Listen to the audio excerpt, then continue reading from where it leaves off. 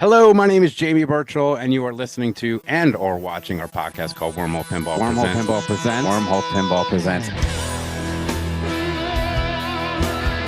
Today, I'm very, very excited to be joined by two great individuals. Today, I'm really excited to be joined by a very special guest. And today, I'm very excited to be joined by two awesome guests all the way from Arizona.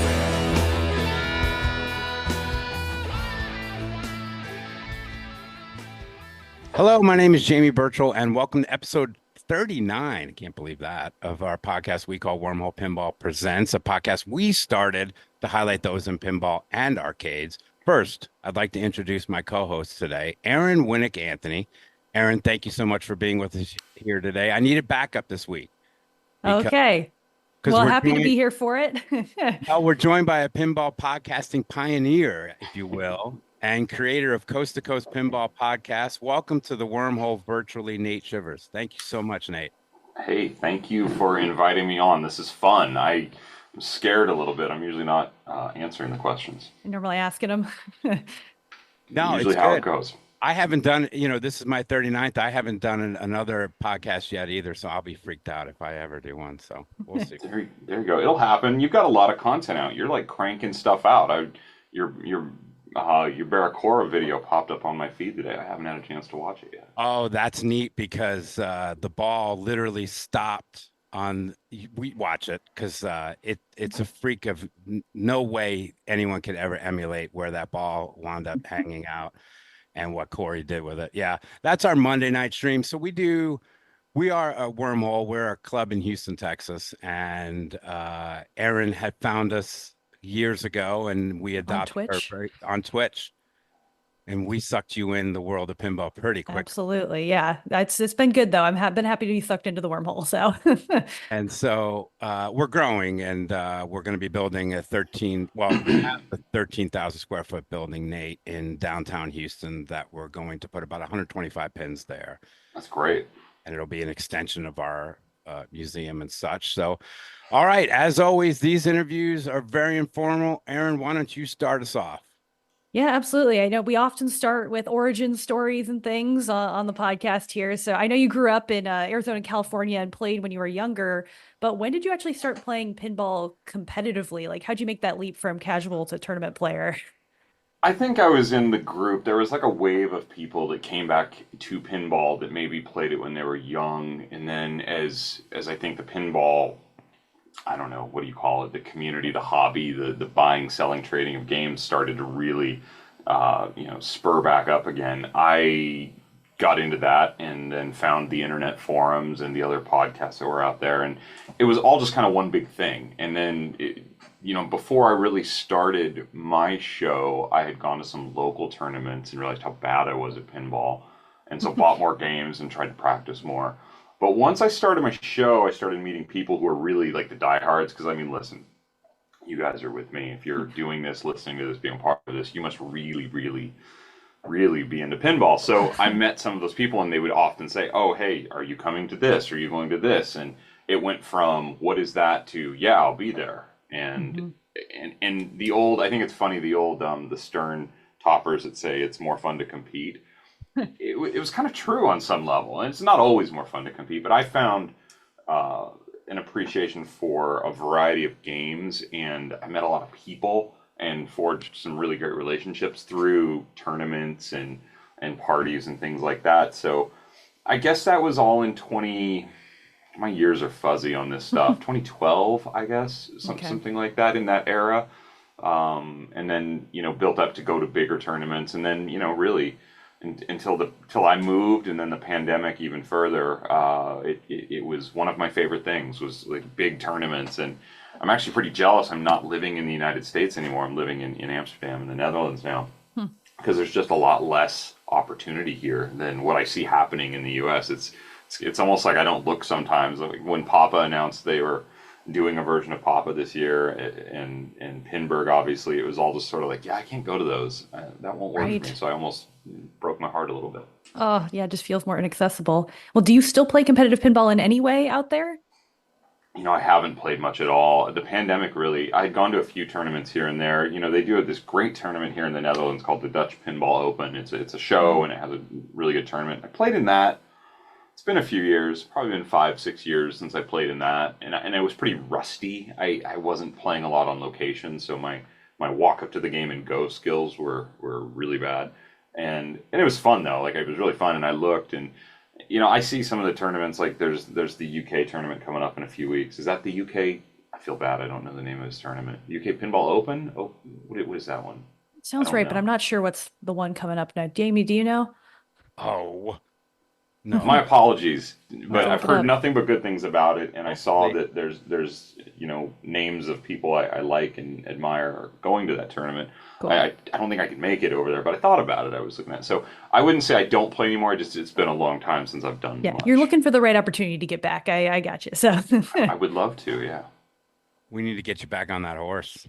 I considered for a while, the whole reason that I got into pinball from the podcasting and creative side of it was really, I played in bands when I was younger. I was always in bands and making music and such. And then I moved to California for jobs and didn't have like a network and didn't have what I thought was time. And I thought maybe I was getting too old, which is ridiculous because now I have a band and I'm older. But I needed creative outlets still, and I think the podcast became a creative outlet. It became, what do I do with this energy and things I want to, I loved pinball. Okay, great. I'm buying pinball machines. I'm going to play pinball. I'm driving ridiculous, distances to play pinball. What else? And I was consuming all these podcasts that there were, which at the time wasn't a whole lot. It was the Pinball Podcast, which I still think those guys are great. There was the old Silverball podcast, and then there was like a couple things here and there popping up. And I just was running out of stuff to listen to. And I thought, well, if I'm running out of stuff to listen to, there's probably other people running out of stuff to listen to. I like to talk, as you guys are finding out very quickly here in this interview. And I just started my own. I just said, I can do this too. And I just went full into it. So it was really just sort of like me entertaining myself. And then people started listening, and it just rolled on top of itself. And I don't even know what the original question was, but there we go. no, you answered it. You answered it. Absolutely. Because Erin was going to ask, and I'll take this one, Erin, from you. I mean, you did start Coast to Coast in 2013. Wow. 2013, yeah. Huh. It was really weird because I didn't know what I didn't know. Like I knew what I had learned, buying and selling some games. I'd probably traded maybe half a dozen games, 10 games at the most by that point, just buying a Party Zone, playing it till I'm sick of it, selling the Party Zone, buying a Street Fighter 2, getting sick of it very quickly, buying a Twilight Zone thinking this is the greatest thing I'll ever buy, ever. And then, going from there, buying a Judge Dredd and having no space left in my office. And it was an interesting time because there were people flocking to it. And my show did that too. I quickly found out that I didn't know everything and I needed to still learn. So I did a lot. I researched and studied and read and talked to people and picked people's brains about not just the history, but the current and what was happening. And you could see, games would sell out really fast and limited editions were getting flipped for tons of money. And there was this speculation. And then you had some of the early, really the homebrew scene started just bubbling up and taking off. So people wanted to talk about it. And podcasts, not just mine, but podcasts became like one of the good ways to do that because it was a growing format of entertainment. It had been around a long time, but it was a way people could listen and talk to. I wish there had been more video aspect, and it's something, in 2013, I didn't know a lot about video, maybe. I wish I had the vision of being able to leverage YouTube, and maybe YouTube wasn't as good back then as it is now. But I wish I had a little bit more vision on it because I had some ideas, and I even worked with Stern later on some of those ideas, and I still think some of those ideas could work. Somebody wanted to go through the effort. But I wish that the podcast was simple because I grew up loving radio. I loved radio. I love radio too. I hate that radio's kind of dead. I know. It's kind of dead. What did you grow up listening to? What was was there a certain program that you listened to on the radio, or just any programs? So a couple things. When I was really young, my father, he was in construction, and he ran a couple construction companies, did some independent work. and he would travel a lot of times, like far distances, and he would drive a lot of times to go to these jobs, and I would just go with him.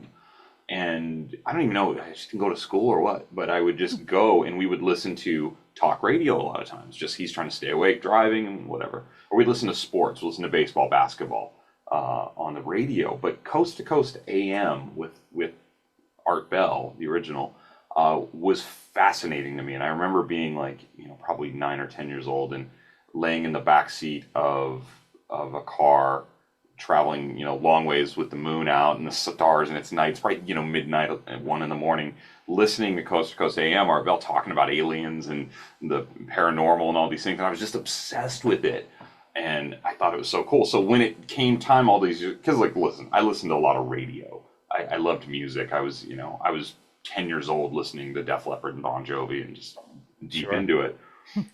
But the idea of just talking about stuff and telling stories on radio was always really fascinating to me. So when you fast forward to me in 2013 saying, I want to do a pinball thing, and I was traveling at the time for my job. I was living in San Diego, but I was working, my sales territory was on the East Coast, New York through New England. I was literally going coast to coast, and I thought, oh my gosh, this could be like my little nod to the Coast to Coast AM show that I used to love and still did love, even when they changed hosts and shifted direction, and also to what I was doing in life at the time, where I was able to see a lot of stuff all over the country. So that's kind of that was. But radio, I love radio, and it's a shame. But I remember I was in Arizona. I went to Arizona State, and I joined their radio programs. They have a college radio, like a super low output radio station. I don't know if it is even still there, but you could only get it right around the campus area. And I joined the program, and I got to do like a show a week where I'd play the music that I wanted to play. It was really fun. cool. And then I met some DJs. I had a band that was fairly popular in the Phoenix, Tempe area. And I was talking to this DJ at this show that we played, and his radio station was hosting the show. And I told him, I said, man, I would love to get into radio. He goes, oh, you've got the voice for it. And I'm like, thanks, man, I'd love to do it. He goes, don't get into radio. Radio's dead. And he just like crushed me. He's like, dude, we're all broke. The internet's going to put radio. And I'm like, the internet? It's like, 1999. And he's like, yeah, you don't want to get into radio. This is a terrible idea. And I just was like, oh, okay. And that put a weird thing in my head after that. I'm like, yeah, radio's going to die, which it kind of has. Right. But yeah, I miss radio. But I see what you guys are doing and what others are doing. And I love the video side of it also, because I have a YouTube thing, a travel YouTube thing now with my girlfriend, and we've grown it, and it's gotten pretty good. And it's a lot of fun. And we go and find pinball whenever we can.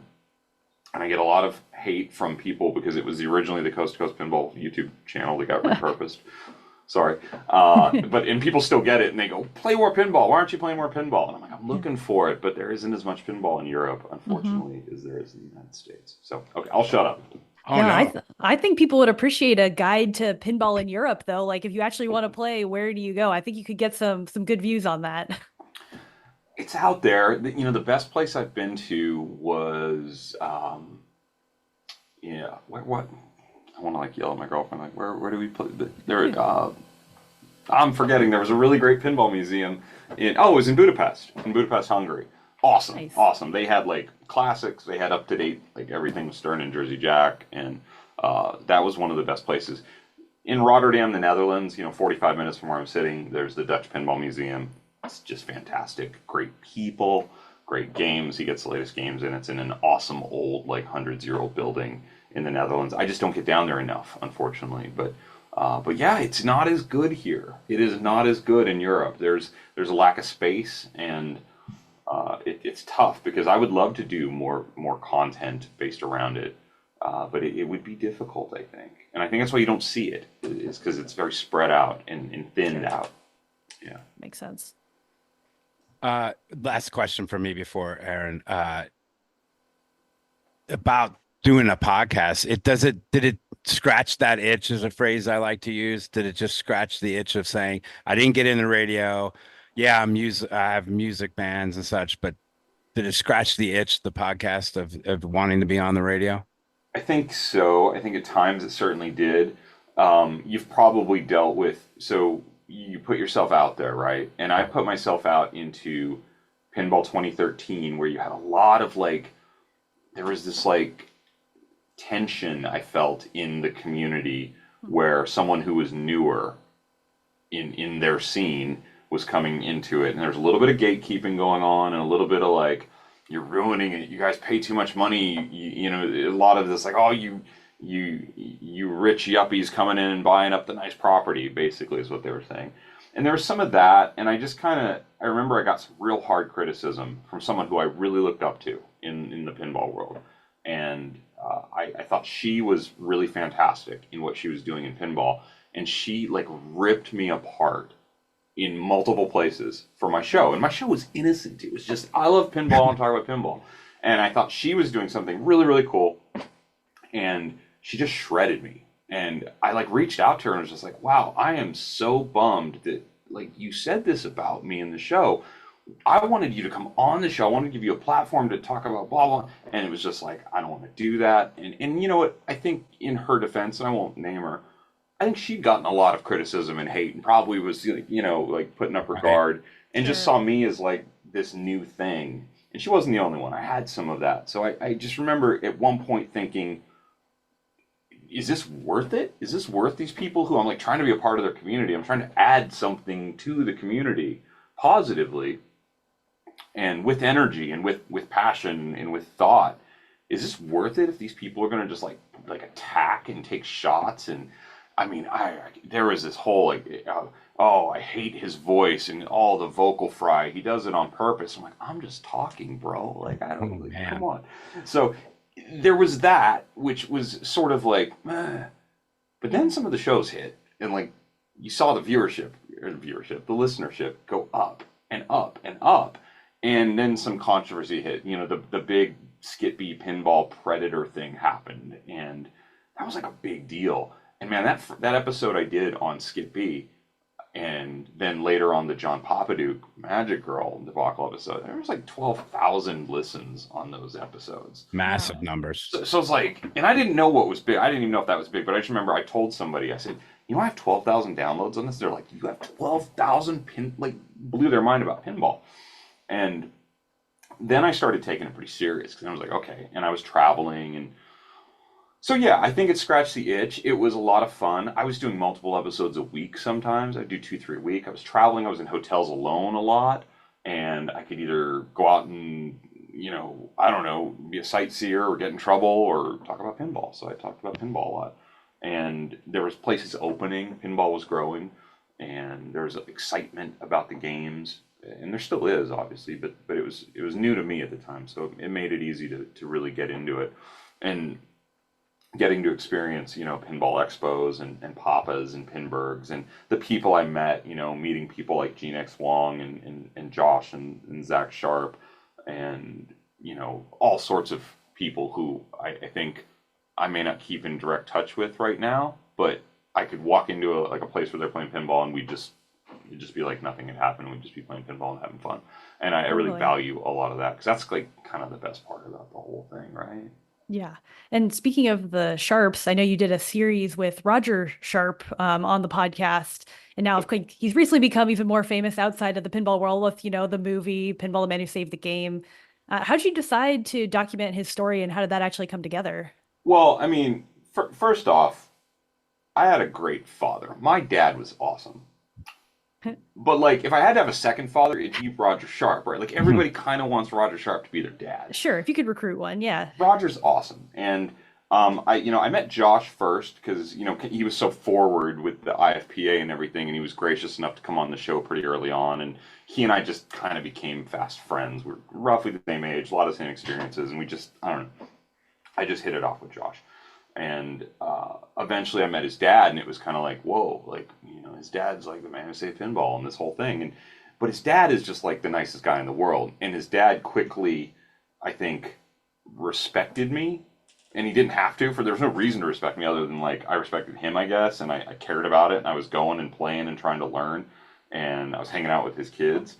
And so that was really special and still is very special to me. That family is a bunch of great people.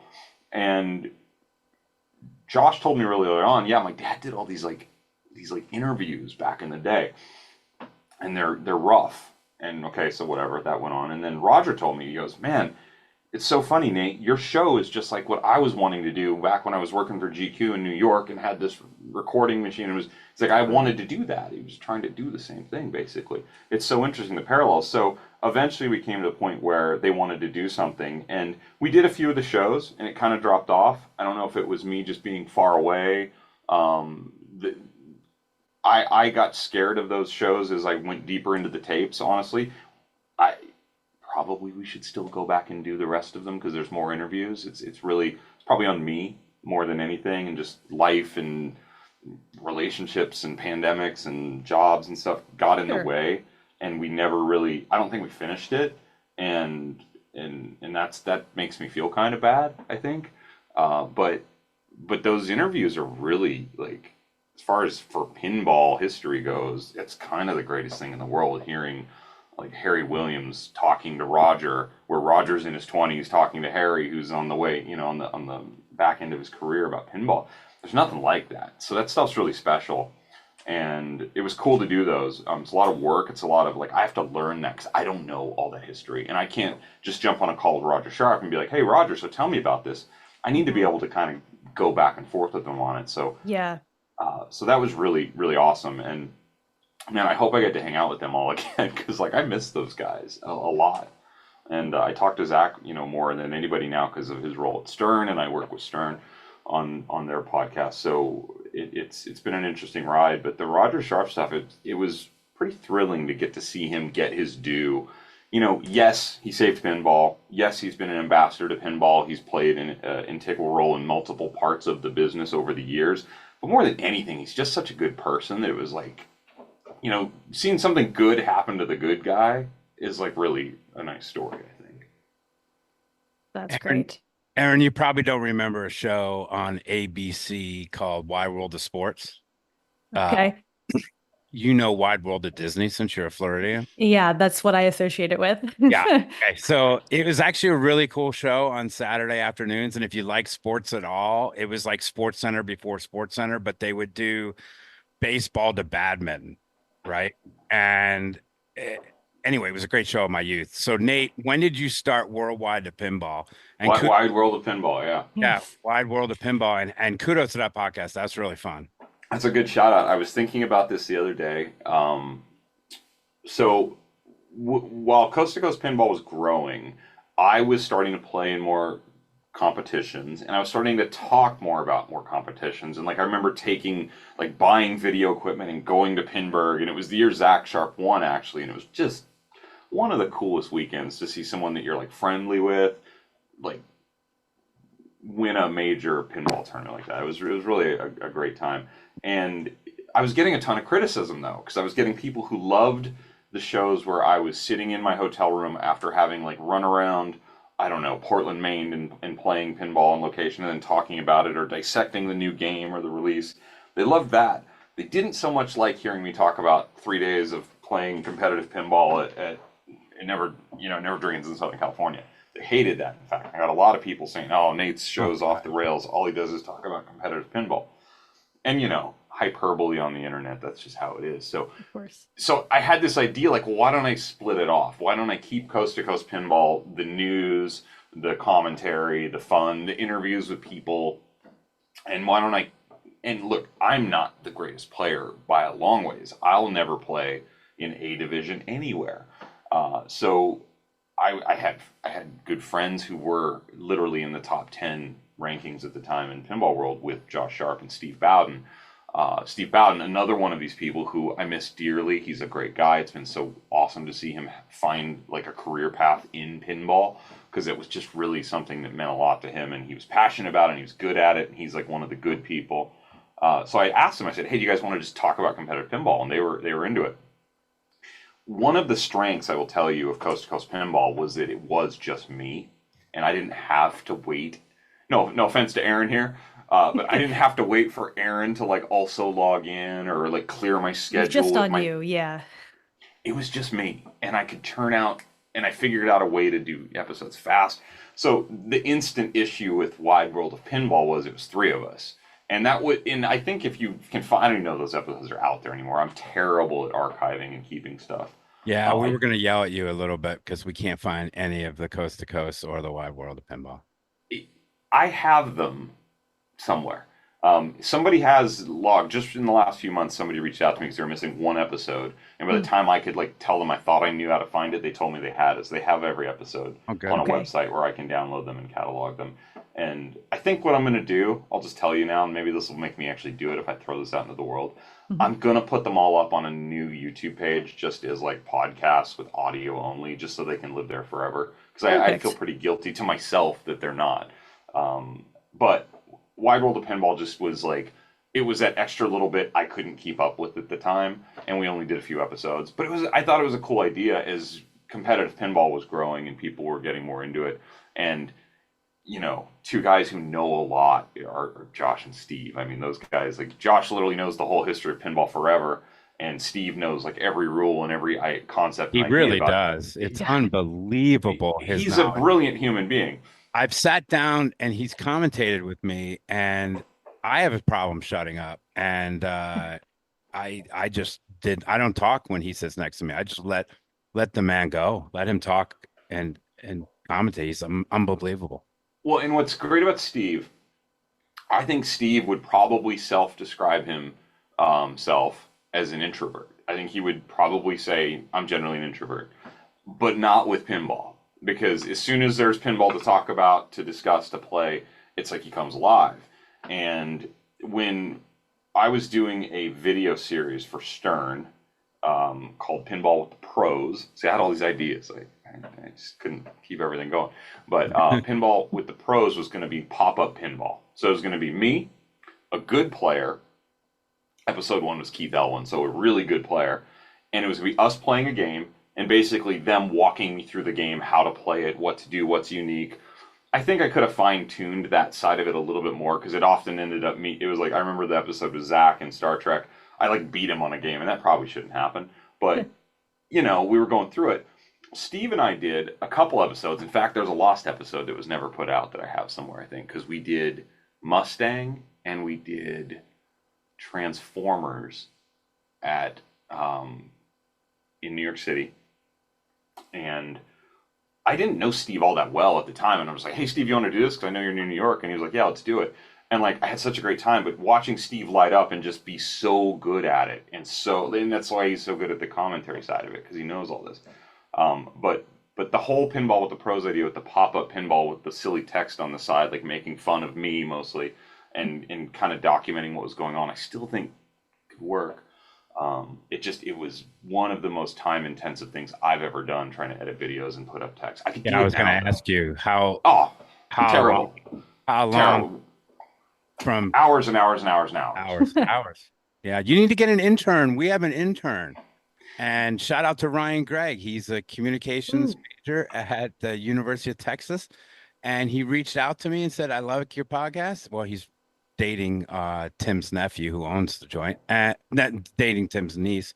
And he does all our editing, and he's unbelievable at it. Now all I have to do is write and create. And I didn't have the foresight back then. I really loved doing all of it. But I remember really specifically somebody emailing me about Pinball with the Pros saying, hey, I love these. These could be great.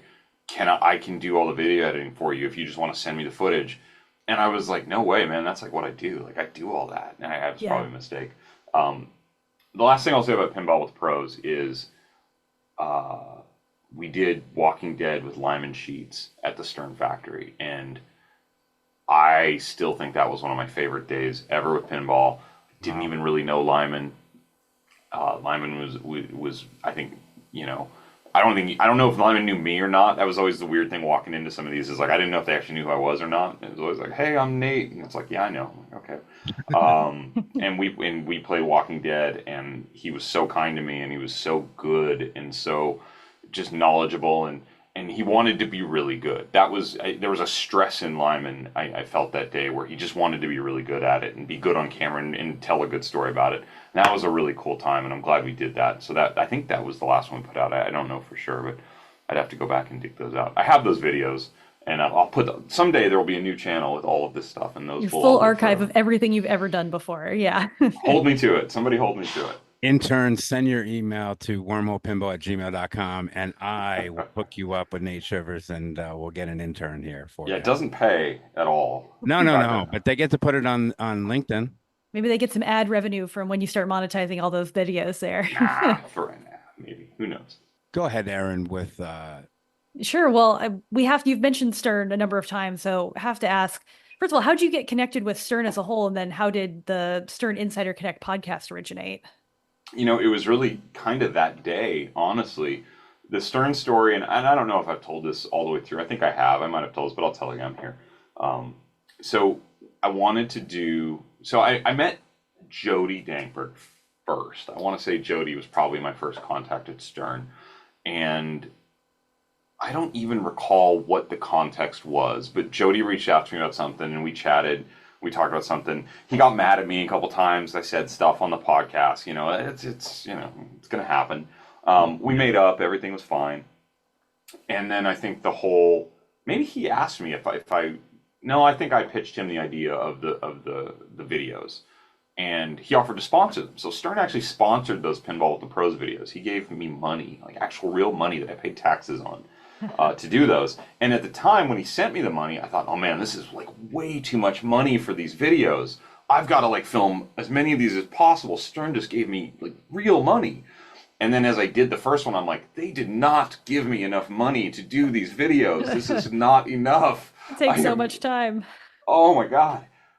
But it was a good experiment. And so the day that we did that Walking Dead Pinball with the Pros, I was there. I was in a t-shirt and jeans, sweating. Was intimidating to me on some level. It's Lyman effing Sheets. I mean, come on. And I was a little nervous, and I looked terrible on camera. I looked horrible. And I'm just like, and I just want it to be good because I'm in the Stern factory playing their game with the factory behind us and Lyman next to me. And we finished, and then they were talking, and Lyman was showing somebody something on a game. And this guy walked up to me and he started talking to me. He goes, "Hey Nate, that looks really fun. Like, what got you into this?" And I start telling him a little bit about that. And he goes, "What do you do? Like, how are you here? Why are you in Chicago doing this?" And I said, "Well, I work for Taylor Guitars. I'm a guitar salesman. I run a territory. I sell guitars and I travel and blah." He's like, "Oh, really? That's really interesting. I love Taylor Guitars." And we're talking, this and that. And he's like, "Man, I want you to come meet somebody. Come on and meet somebody." And so as it all goes around, I kind of get introduced to Gary Stern's partner at Stern, who, was business partners at Stern, and John Buscaglia, who is one of their like executives who basically runs all their revenue and business and sales. And they start talking to me and they're like, "Yeah, like, we're really growing. Business is good," because they were booming at the time, outgrowing their factory. Sales were exploding, and they were doing it very old school. It was very old school. Stern is a manufacturing company. It's a blue-collar company. It's in Chicago. People don't even understand. I see people talk about, they're sitting in a boardroom at Stern. No, they're not. That's generally not how it works. It's much more organic and like down to earth than I think most people would ever realize. And it was very old school in 2014 probably. And they start talking to me and they're like, "Yeah, we're really looking for someone to come on board here at Stern and grow this and grow this and grow this, and grow this." And I'm like, "Yeah, you guys should do that. You guys should find somebody who could drive your sales and like figure out a way to have better relations with your dealers and distributors and have a more professional thing and blah, blah, blah." And they're like, yeah, like you should do it. And I was like, oh, what, me? I missed it. I wasn't realizing they were like talking to me like, "Why don't you come work here?" And I was like, oh. And I remember the first thing I literally said to John, I go, "No, I'm not moving to Chicago." And he goes, "Well, Chicago, it's great." I'm like, "Oh, sorry, I don't mean anything bad about it." I was just, in my head, I was just so out of left field. And I was like, no, I'm not. And he's like, "Think about it. Talk to me." Like, and John is another one of these people. John, unsung person at Stern. Most people don't know who he is. Sweetheart of a person. Fantastic guy. And he said, "Just take my card and let's talk." And he sent me off because he's older and wiser than I am. And I'm like, stupid and just like, "Nah, I don't want to come to Stern." Chicago. And so I go home, and then we start talking, and over the next few months, we talked till I was going to move to Chicago and go work at Stern. And they offered me a really great deal. This whole thing was going to happen. I went and rented a house in Chicago. I was moving. I was gone. It was Taylor was all upset. They were like, "Oh, why are you leaving?" But they understood because Stern was offering me this chance at a big thing. And then right before I left, Taylor came back to me and said, "Hey, we sort of had this idea, but it's probably too late." And I'm like, "Well, what was it?" And they're like, "Well, we thought you might want to go run our sales in Europe." And I was like, "Oh, why didn't you tell me that?" And so this thing happened, and I had to make this really difficult call to Stern and call John and some of the people there and be like, "Hey, so I know I signed the offer. I know I'm supposed to come out there, but like I'm not going to, and I'm going to move to Europe instead." And they were gracious. They were not thrilled with me, I'm sure. They had spent money flying me there, and I'd been out there for like an orientation day and like lunches with Gary Stern and all this stuff. And then I'm just like, "Yep, never mind." And I think some people were like, "Did he play us to get a better deal with Taylor?" And it just happened that way. And the chance to move to Europe and to manage this excellent sales team that my company has over here was just something I couldn't turn down. And I would have been very happy in Chicago, and I would have probably done great things with them. They've done great things without me. That's okay. But so that created sort of the bond with some of the people at Stern. And then Zach Sharpe went to work there. And so I was friends with Zach. We hung out at events, and we saw each other. And once I moved here, Coast to Coast Pinball became really hard to do well. And it was two things. It was I was really busy. I had a new job. I had a lot of new responsibilities. I was in a new country where I didn't speak any of the language. I was learning. I was in a relationship that was failing. So I had a lot of things going on around me. And Coast to Coast Pinball was, instead of the thing that I like woke up in the morning thinking like, "Oh, what can I do on the podcast?" Like, well, it was "Oh man, I haven't done a podcast in like 10 days. What am I going to do?" That's not a good sign for a content creator to feel that way. No, Yeah. it's really bad. And so it became that, and it was hard to do Coast to Coast Pinball at that time because I was so close to Stern. I had meetings with George Gomez. I had, it got really tough to be totally critical and totally fair either way. If I said something positive about Stern, I felt like, am I saying that because I like these people? And if I said something negative, am I saying that because I don't want to feel like I'm always it became really weird. And I wasn't, and you know what, honestly, I told you, I started Coast to Coast Pinball because I wanted there to be more out there. There was all of a sudden a lot out there. A lot of people were doing podcasts. A lot of people were doing very good podcasts. And so I didn't feel any pressure that nobody needed my show. And I didn't know if I needed my show.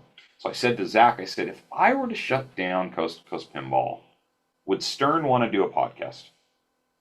And he's like, "Yeah, would love to do it." Because Zach was the head of marketing at Stern. And he's like, "Let's do it." And it was just like instant. It was like literally like, I don't know if it's text message or phone call or what it was, but it was just like, it happened like in moments. And I was like making notes for my final episode to sign off and be done. And so, they were starting their Insiders program. I think a lot of companies in the world are trying to figure out how to create a community amongst their customers and their people that are, even not direct customers of Stern, but maybe just play Stern games or play pinball. And, it's tough when you're the biggest company in an industry. You want to try and grow the industry, right? Like Stern has all the market share. Like, I don't know what the market share is for Stern versus all the other companies, but it's probably, I don't know, 80 to 90% of the market share is Stern, right? In revenue, I think. I don't know. Let's call it 75%. Sure. How do you grow your business? It gets very difficult, right? So in my company, Taylor, we have the same issues. How do you grow the business when your market share is so big? And you either need more customers coming in, which pinball had for 10 years. There was this influx of people.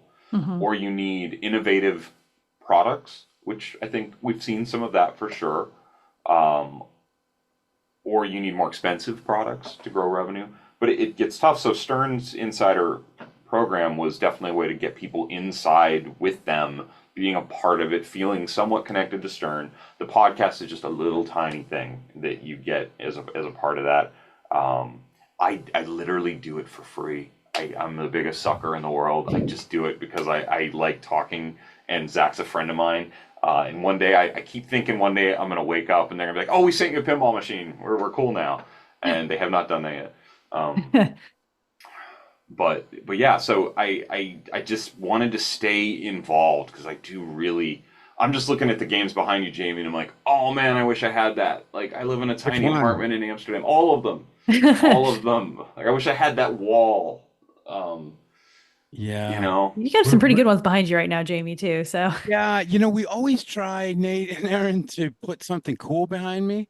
Like Barracora. We had well, What is it's Dracula, yeah. Okay, Yeah, maybe not Dracula, that one. Cosmic Princess, I Adam's always Family lose on Labyrinth. Dracula. Yeah.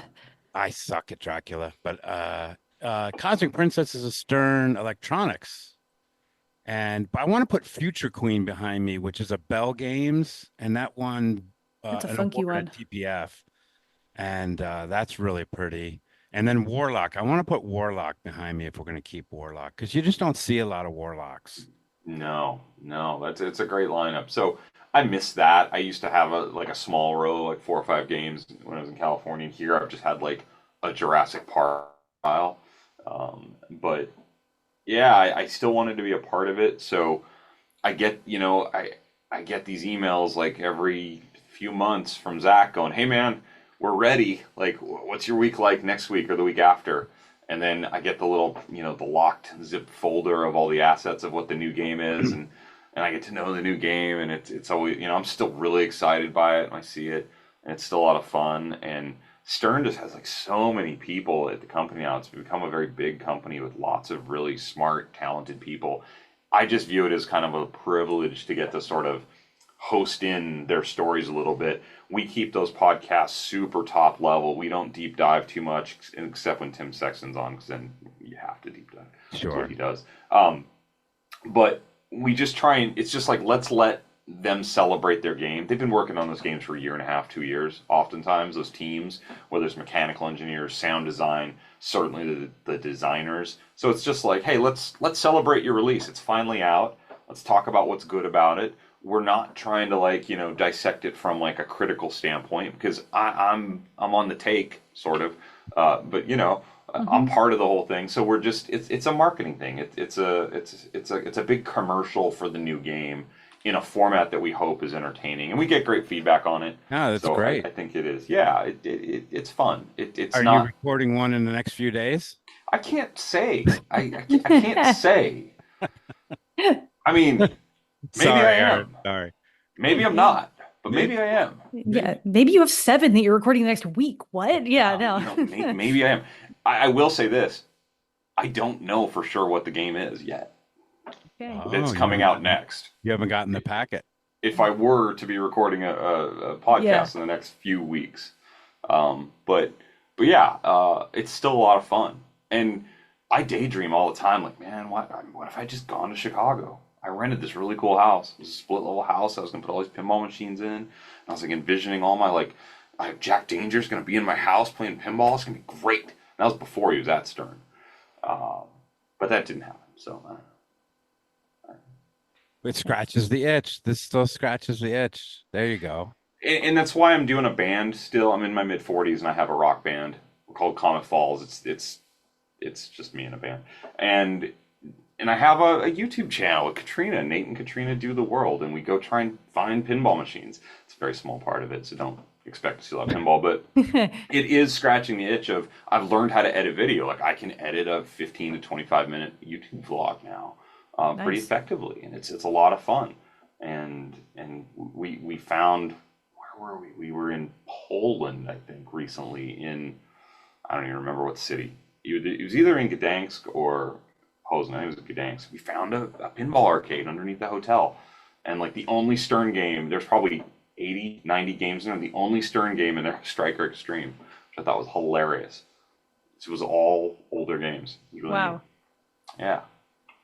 And I Speaking played of, Striker Extreme, and it's still not that great. it's okay. No offense, but I'm a World Cup soccer guy. Hey, World Cup Soccer is one of the greatest games ever made. I will It hang my sure hat as on heck that. is. It sure Awesome as rule heck is, set, Nate. awesome flow. Yeah, it's a great And you know game. why I say this? Because it's the only game I own. Tim and John have a combined 240 pinball machines. Wow. You know what my contribution is? World Cup soccer. That's it. They should host Pinball.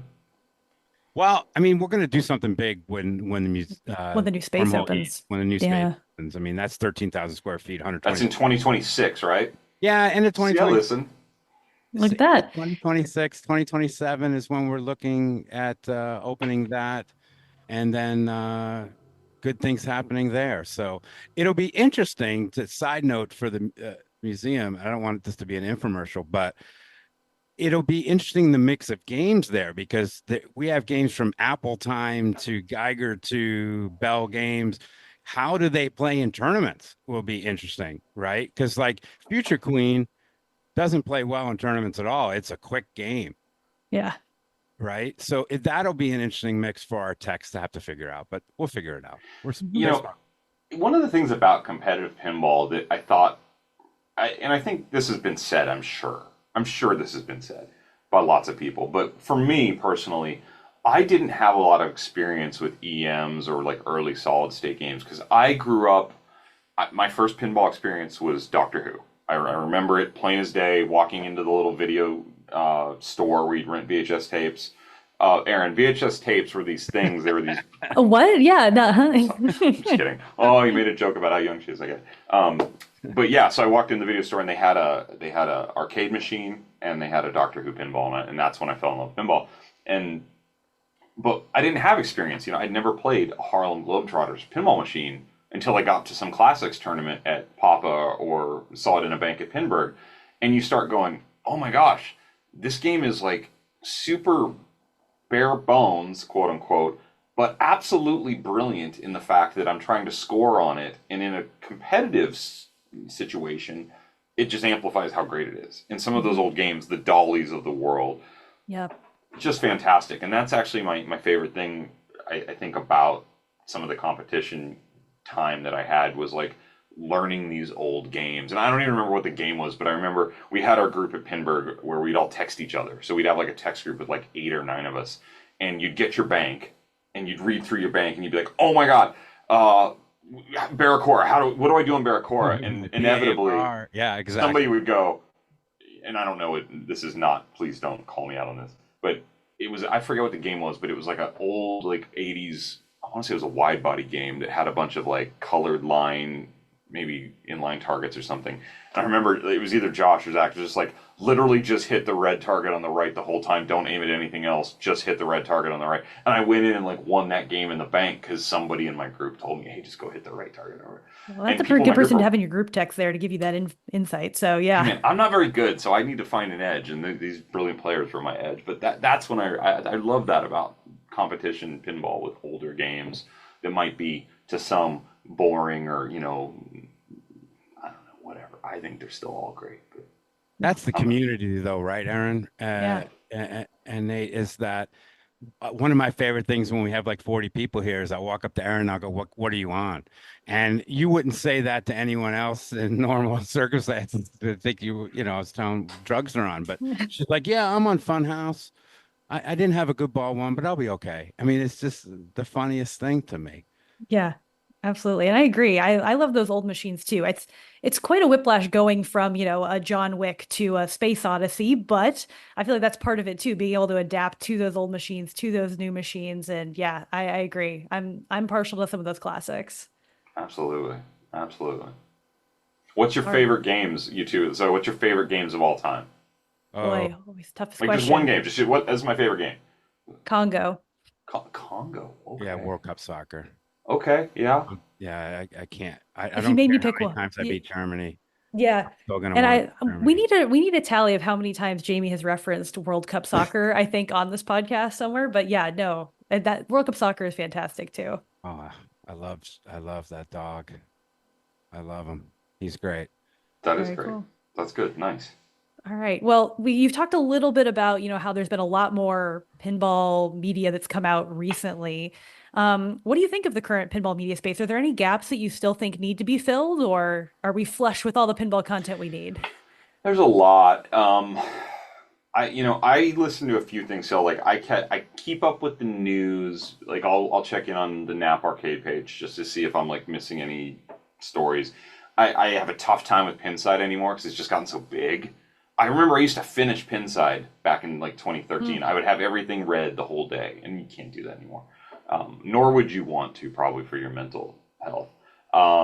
So I've always followed the bro guys in Buffalo Pinball. I've always followed them. They're just nice people, and they have a good sensibility about themselves. Well, and we had Nick Lane on the podcast, shameless plug, and Jason Knapp, another shameless plug. Okay, sorry. No, it's all right. I watched some of the Nick Lane episode the other day to prepare for this, and it's just like those guys are just a good spirit about them. I knew they'd still be doing it for a long time because they're doing it because they really love it. So that's kind of the ones that I still follow is when I see people who just are enjoying it for, I don't know, the joy of it all. I always try to keep my show from being about me. That was always something that bothered me towards the end of it, or when there was controversy, when it was sort of the spotlight would head towards me. Like, I'm already doing the show, it's already about me, I get it. But I wanted it to be about the pinball and about the hobby and the community and the people in it. So that's mainly it. So I jump in and out. I will see stuff pop up on my YouTube feed from people I don't even know. And I'm surprised how good everybody plays nowadays. It's very intimidating. I would fear going to a local tournament right now without some practice. And B, man, people are smart. People know their stuff, what they're talking about. I just enjoy it. So I don't want to name a bunch of names. Actually, I wrote some names down. I'm not going to like run through this list, right. But because it's more like, I will say the bro guys, just because they've been doing it for so long, they're great at it. I did listen to, let me get this right. I did listen to Don's Pinball Podcast recently. Mm-hmm. Really liked that. Thought that was good. And then that's all I'll say. Okay. That's all. Yeah. Fair enough. What do you think, as someone who's been in the hobby for a little bit, what do you think about the current pinball landscape? Do we have too much pinball? Too many pinball manufacturers? Well, it's interesting because I was going to say, actually, I had a point about the whole pinball thing. So I think people who do content creation in pinball, they do it because they generally want to be a part of it, and they want to add something to something they love. Because that's always like, I love this thing. I'm so into this thing. I love the community. I love the people. What can I give to it? And some people want to be creative and they give to it. Love that. There's so much of it now. I think it's hard to like, if you're only doing it because you want to see the view number go way up, it's hard right now because there's a lot. Like, you can't keep up with all of it now. You just can't. Yeah. And so you either have to be really, really good at it, really, really consistent at it, or some combination of, charisma, personality, or you have an angle if you're going to stand out. And that's fine. That's just how the world is when things get popular. And because it was funny. I heard a video cast, I guess, a vlog about pinball, and he was mentioning how popular his show had gotten. And I was like, oh, really? This is like one of the popular. And then I went back and looked at the views, and they were actually, I thought, really low, but I'm thinking about 12,000 views or, downloads I'd had on some, and this was nowhere near that. Okay. But there's so much now. It's going to get splintered out. And now, when I look back at manufacturers, Stern obviously was kind of it for a long time. And then Jersey Jack brought money and a great flair for design and a grandiose approach to it that I think was great for Stern also, to see that, to have somebody kind of nip at their heels a little bit. That was really healthy. And then you had the boutique builders, and you had the rise of someone like Spooky Pinball who kind of took this like working class ethic approach to it and just like made it happen. And it's, I've said it before, it's an American success story, what they've done there. I see some of the other games coming out now. I was like looking at one the other day, and I don't want to criticize anybody because people are doing it because they want to be a part of it. Mm-hmm. But there's a lot, and some of it's not that good, and that's fine, because I remember going to TPF and seeing like the homebrew games, and you're like, okay, that's awesome. But if you built 100 of them, it wouldn't be that good, because you'd be trying to get money for this thing that's kind of rough around the edges, not very refined, whatever it might be. Maybe it doesn't have a great layout, because layout is not just something you can literally, oh, I drew it on a napkin and it shoots great. That's not how it works. And art is not just something, oh yeah, I got a friend who knows how to do Photoshop and he's got this AI program. No, that won't make a real complete, beautiful package generally. So one of something in a homebrew setting can be absolutely amazing, and I've seen lots of those. But when you try and just say, we're going to build 100 and we're going to take your pre-order money, I start getting a little icky feeling inside, because I said this a long time ago and it became sort of a funny catchphrase we would say on Coast Pinball. Pinball's hard. These are complicated boxes of lights, you know. There's a lot to it. There's physics there nowadays. I mean, the sound and integration of LED screens, the design behind all, there's art to this. There's an art. It is not just a mechanical engineer that builds a pinball machine. It's just not. And that's why, you know, what's a pinball designer do? Well, he kind of directs the whole thing and brings the artistic side and the magic of that, hopefully, if he's good at what he does. And that's why you see someone like Keith Elwin or Jack Danger come out, because they've sucked up so much of this information in their lifetime that when they then learn the tools of the design and the game, that what they put out is actually pretty artful and magical. So there are some good homebrew stuff out there. I think there's some smaller, like look, I think Jersey Jack still makes really fun games. I think they're great. I don't want to get into the argument about the theme integration or this or that. Like that's secondary to me. Spooky Pinball puts their heart and soul into it. I haven't loved every game they've made. You know, I own an America's Most Haunted, still in California. I didn't bring it over here with me. That game's fun. Ben had a really great vision, and it shot really good. Not amazing, but good. But it had the art to it. It had some magic to it with the sound design and the story it told. But not every game. But some of these games I see that people are taking money for, and some of these companies are now out of business, owed people money, kind of sucks. Yeah. So I hate that. But I don't blame people for trying, you know? Like, if you got a passion for it and you think you can do it, I caution everybody, you know, when you're dealing with startups, any startup, just not pinball. I see it happens in guitars, happens in my industry. Somebody builds a couple guitars, they're really nice, and they try and build 50 of them and they go broke. So it's hard to do.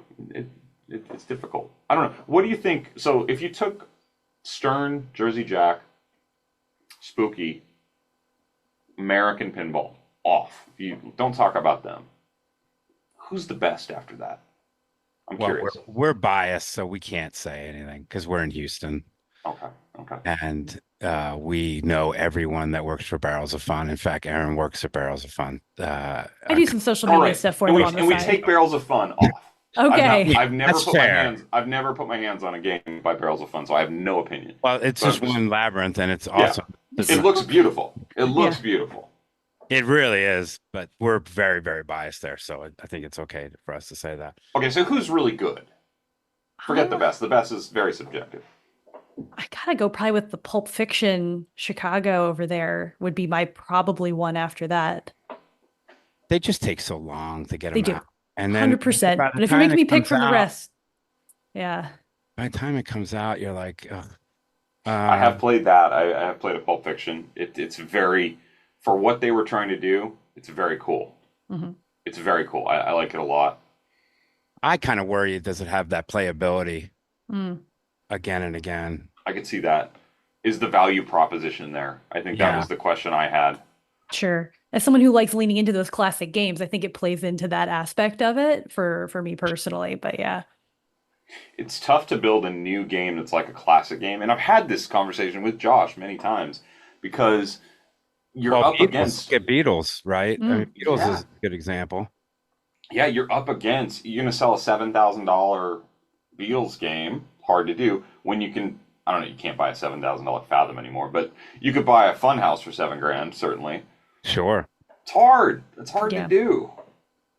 Pinball is hard. You didn't make any merch on that, did you? That was a mistake. I don't think we did that one. No, I sold a lot of T-shirts in my day, though. All right. I think it's time. We're going to end this interview with you it's time for our rapid fire question game. This is where I don't look so smart. No, it's called the hurry up. All right. You take your time. It doesn't have to be rapid fire, but Erin's going to. I like that it's called the hurry up, and the first direction is take your time. But yes, No. I appreciate that. All right, Erin, you start us off. All right. Best pinballer you've ever seen? Uh, I know, putting you on the Keith spot. Elwin. Fair. Okay. If Nate Shivers was asked to narrate his own pinball tutorial, what game do you feel like you're the master of that you could record?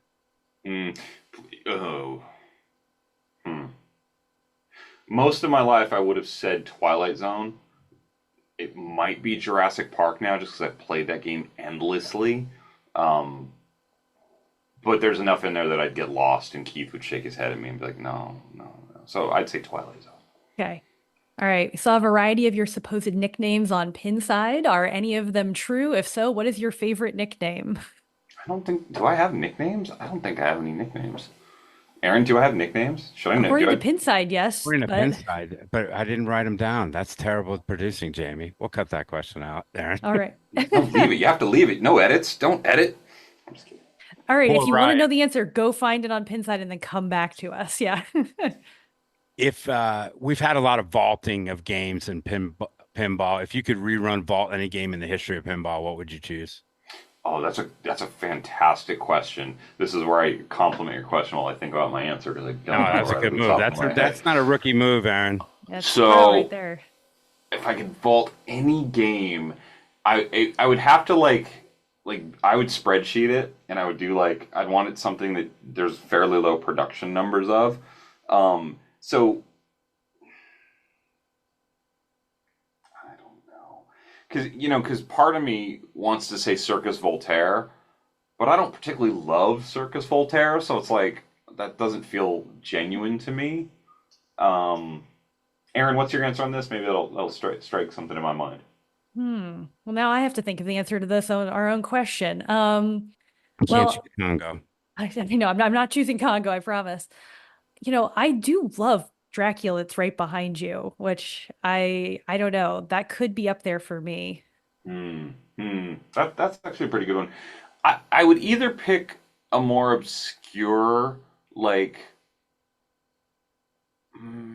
don't know. See, I also really want to say, I'm trying not to say a Stern game, but I think Tron has just been there for so long. It's like, can we please just remake the Fair. game already? Uh-huh. So maybe just that, so we could stop talking about it. I love it. All right.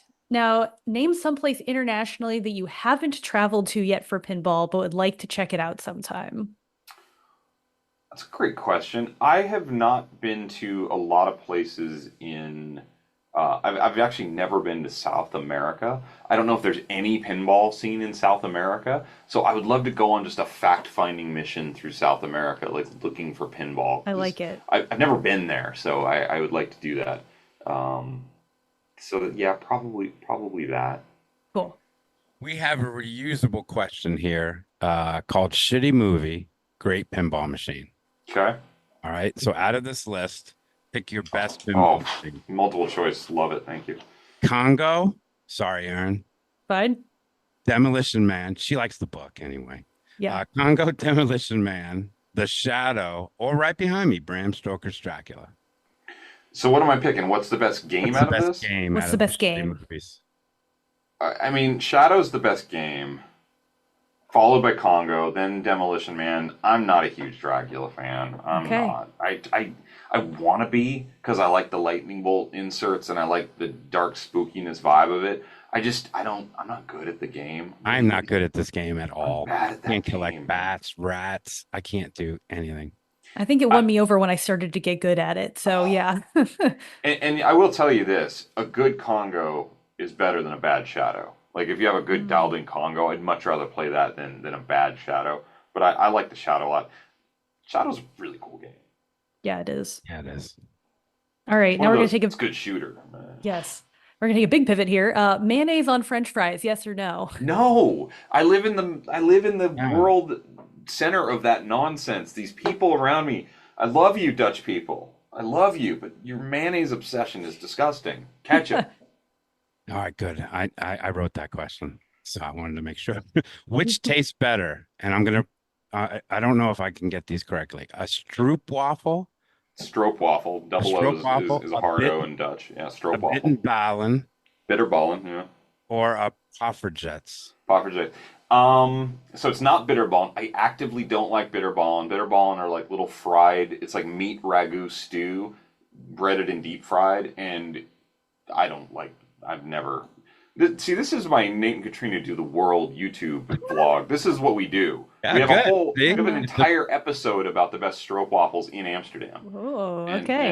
And the best stroopwafels is at Rudy's in the Albert Kuip Market in Amsterdam. It's fantastic. They press it in front of you. So I personally would say a freshly made stroopwafel, not the one in the packages, not the ones at the grocery store, but where they actually like press the waffle, slice it in half. They literally open it up in front of you, and they got a big pot of the syrup, Stroop is syrup, and they spread it on, and they put it back together, and they hand it to you. That's better. Poffertjes are good. Poffertjes are mini pancakes. Katrina loves Poffertjes. That's her thing. But I would say a fresh Stroop waffle's the best. Nice. All right. Favorite machine with an upper playfield? I mean, is it Shadow? Like, is it Speaking Shadow? of that one, yeah. No, I mean, it's Twilight Zone. Certainly, 'cause that's probably like if somebody just puts a gun to my head and goes, "What's your favorite pinball machine?" I go, "It's Twilight Zone." Stop! Don't shoot. I mean, Twilight Zone, Shadow. I generally am not a big fan of upper play fields. It's not really my thing. Simpsons Pinball Party. I mean, pretty probably one of the best ones. I don't even say that Twilight Zone is the best, but maybe it is because of The magnets. power. One Twilight. Yeah, so it's Twilight Zone. Yeah. Okay. Action button, yes or no, on a pinball. Yeah. You only got two buttons on a pinball machine, so to get like another thing, I think is good. I always like on the Stern Insiders Pinball Podcast, which we may or may not be recording a new episode of here in the next like 10 to 15 days, but probably not. But probably not. Okay. Probably. I always like waiting until we're like late in the episode and then saying to whoever the designer might be, "So what's the action button do?" And everyone just kind of laughs because it's usually been a big contentious point between people at Stern. But yeah, sure. I like action buttons. Better than double flippers. I don't like double flippers. Like when you start putting extra sets of buttons On the side. like the Shadow we were just talking about, that has them, right? Am I dumb now? No, it has them. I don't like double flippers. Okay. All right. And finally, our last rapid fire question. Favorite IFPA tournament format? Oh, I mean, yeah, match play. Like, there's reasons why it shouldn't be match play. I don't know. I watched Tim's Why I'm Not Playing Competitive Pinball video anymore. Have you guys seen that? Yeah, I have, yes. Yeah. It's interesting. I had some thoughts. I thought that was Tim took a shot for sure, and I think he's exactly right on some of it, and some of it I don't agree with him at all on. But yeah, match play, and I see why a top level pro might not like match play. But as I've noted, I'm not the greatest pinball player, so I have beat in Pinburg, in banks, some really much better pinball players than me in a bank of 4 games. If it's the right 4 games and they're having a bad moment, I've beat them, and that brings me endless joy. So I have to say, like, a big old match play tournament is definitely my favorite. Thank you so much, Nate. That was a lot of fun. And thank you so much for taking the time to speak with us today. We went a little over the hour. I'm really sorry. And don't worry about it. About that. But when will we see you next? Are you going to any expos? You know, I had toyed around with Expo this year. Zach and I were actually talking about, like, well, if I came to Expo, what could we do? And I don't know if I'm going to come to Expo. It doesn't look like it. So I don't know. I'm not sure. If you really want to see me, go to my YouTube page, Nate and Katrina Do the World. And you can watch me be an idiot every Sunday. Every Sunday this year we put out a vlog. But as far as pinball goes, whenever there's a Stern Insiders Pinball podcast, it's audio only. We do them on Zoom. I could literally record them and put them out, I guess, but we don't. We just do audio. I think a lot of the people there don't necessarily want to be on camera for it. But yeah, that's my pinball pinball partaking activity right now. But I don't know. I've had the itch lately. I've been looking at some tournaments, and I miss It Never Drains just by like a week every. I'm always in California the week before it, so we'll see. We'll see. Well, you're a delight. Thank you so much for taking the time to speak with us today, and we look forward to maybe an upcoming Stern Insider Connected podcast. I mean, eventually they have to put a game out. They're going to put It's a game true. out eventually. It's true. People need to build something there. So yeah. Oh, So nice. yeah. No. Jamie, Erin, thank you. You guys are wonderful. Thanks very Thanks so Thank much. you, sir. Erin, that was fun. Yes, absolutely. Thanks again to Nate Shivers for coming on our podcast. That was a great honor for us. Okay, gotta talk to you, young lady. Okay. I heard a rumor that you spent some time in the Wormhole Vault recently. So the vault for people, well, why don't you explain it? What is the vault? What is the Yeah, vault? it's one of the branches of Wormhole that I have heard many rumors about, and I think I've seen your teaser on that you put out on social media of it. Yeah, But with that cool it's camera. yes, it's basically where all of the machines that aren't ready yet for prime time that are in Wormholes, aka Tim John's collection, reside. So some of them are actually machines that previously were at Wormhole and kind of have been moved out, like the retirees from the Wormhole like collection that was played in tournaments. And then others are ones that like have arrived from Europe and haven't even been opened yet. So it's like this cool combo of games that need worked on versus like perfect games. So and it's being renovated itself, just like all the rest of Wormhole is too, Mhm. and being made into an even better place for repair techs and stuff to be able to come work on Yeah, these they put a games. kitchen in it. They put Yes. bathrooms. They put a big refrigerator, anything that they need, and we stocked it too. So Yes. anything that the techs need to get these machines up and running is what we want to provide for them. Yeah, absolutely. And it was super, super cool. I mean, I have a mechanical engineering background, so I'm still learning all of the repair tech stuff, but seeing some of these old mechanics and machines and things like that, it was very, very fun. Can you talk about why you were there? Yeah, so I'm working on, well, I kind of like doubled up and did a couple things.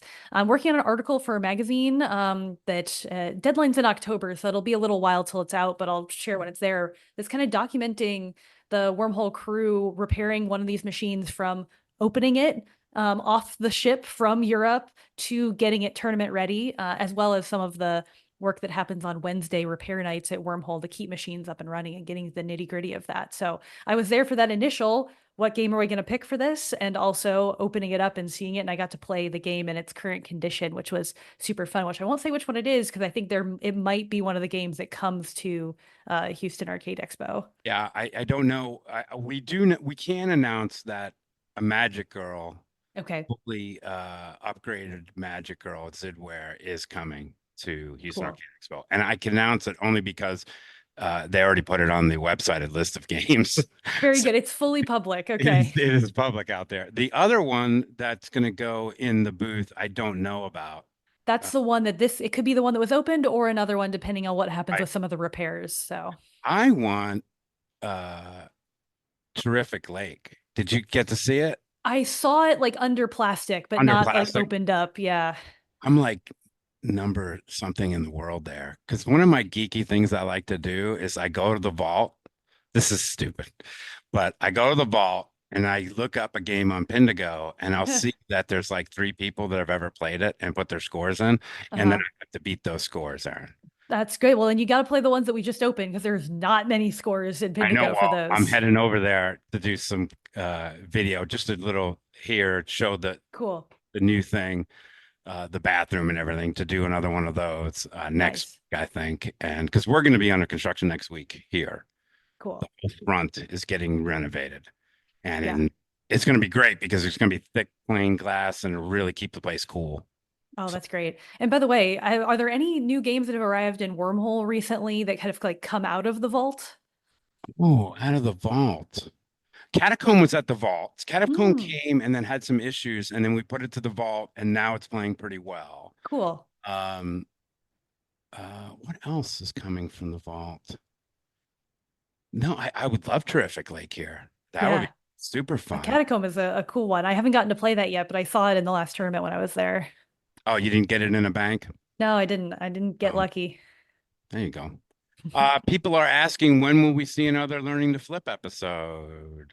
Yeah, it's funny. I've made a few like pinball related videos recently, but they haven't been learning to flip branded because I was like Right. traveling, and I did one on like cool pinball places in LA when I was out there that I saw and things like that. So I need to make another like actual learning to flip. So hopefully soon. I'm really focused on this one. I normally do a lot of short form content. I'm trying to focus on some longer stuff, and I'm making Good. a video related to space pinball machine art and stuff. So that's been eating up my time, but I want to come back to some of those learning to flips. I'm sure if nothing else, there'll be some covering for Houston Arcade Expo. Oh, I'm sure. Yeah, and that's coming up in Less than 2 months. less than 2 months. And then what's crazy is the whole next week I'm going to be in Chicago. Y'all are insane. I don't know how you're doing it. I don't know, but we're going to have fun. Yeah, I can see absolutely. that. All right. Well, thanks again, for everything you do for the wormhole and everything you do for pinball. It's just been awesome. And this is a fun podcast. Thank you. I had to bring in Yes. Heidi. I got nervous for Nate Shivers. When I get nervous, I call up Erin or Donovan. I And love it. We're here for you, Jamie. So so where can people find you online? find me, well, doing bells and chimes streams for Wormhole on the Wormhole's Twitch and the occasional learning to flip on Wormhole. But when I make the rest of the time, I'm on all the social media platforms at Erin Winnick, ErinWinnick, mainly space and science content with an undercurrent of pinball. I saw your on the Weather Channel. That was awesome. Yes, I was. I got to talk about my ocean expedition I did earlier this year, so that was very cool. They were geeking out with you. They really like you. They were, yeah. They super get into like the science nerding out, which Yeah, those are my kind of people. absolutely. All right, really exciting podcast coming up. In fact, I'm recording it today is Wednesday, so this will be out in 2 days. Tomorrow, I am recording a podcast. Well, it's really a round table. It's my first round table, Erin. Yeah, With an incredible guest list. Check this out. Co from Quarter Drop Arcade. love it. He's awesome, right? Rachel and Kale from Electric Bat Arcade. Amazing. One of my favorite podcast episodes that you've done. And Omoto Harney from Marco Pinball fame and Captain's Crazy Paradise. Great. Gulf What a York. crew. So what we're going to do is do a roundtable, and I plan on picking their brains on multiple topics, but really is getting their advice regarding our pinball expansion. So kind of a consulting board meeting here, although they're not getting paid, but maybe I'll give them some. There you go. I love it. So yeah, I've got that, and that'll be next. I'll release that next week. So, and That'll then be a fun one. Wedgehead Pinball the week after that. Look at that. You're all set. So I'm all set for September. I think we're in good shape. I have one more that I'm trying to get on schedule in September, and if that happens, that will be super, super fun. So, all right, I'm having the time of my life. I'm loving this, aren't you? Don't you love it? It's so much fun. I appreciate you having me. It's so great. Thank you so much, Erin. I appreciate it. Thank you, everyone. And my sign off is don't be an a-hole, but I'll explain that one time of why we came up with don't be an a-hole. Okay, sounds good, but not this time. Not this time because we went long. Okay, sounds good. In a couple of weeks, where did don't be an a-hole come from? Because it is actually a funny story. So, It is. all right. Cool. Talk to you later. Bye.